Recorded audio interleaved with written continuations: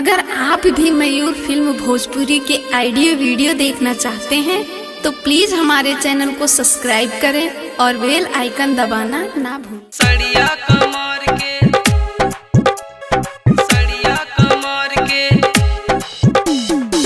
काहे खुलल बा तोहर सड़िया कमर के काहे खुलल बा तोहर सड़िया कमर के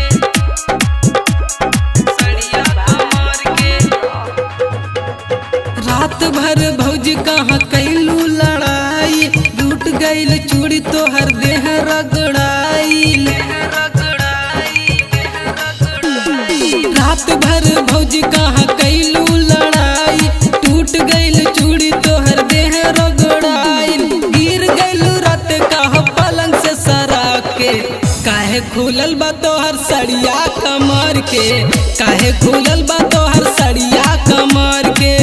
काहे खुलल बा तोहर सड़िया कमर के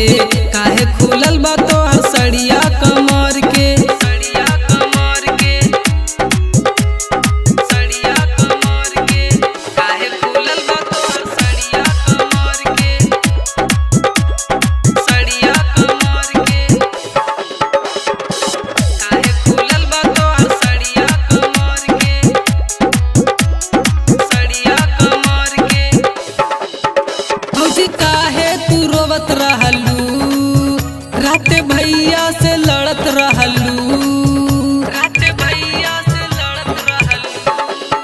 भौजी काहे तू रोवत रहलू राते भैया से लड़त रहलू हमसे छुपावतारू बात का शरम के काहे खुलल बा तोहर सड़िया कमर के काहे खुलल बा तोहर सड़िया कमर के काहे खुलल बा तोहर सड़िया कमर के काहे खुलल बा तोहर सड़िया कमर के सड़िया कमर के सड़िया कमर के काहे खुलल बा तोहर सड़िया कमर के सड़िया कमर के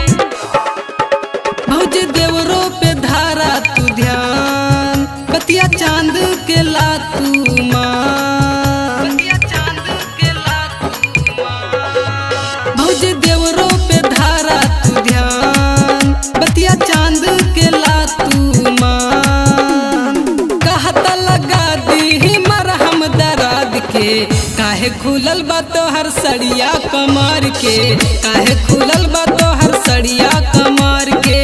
काहे खुलल बा तोहर सड़िया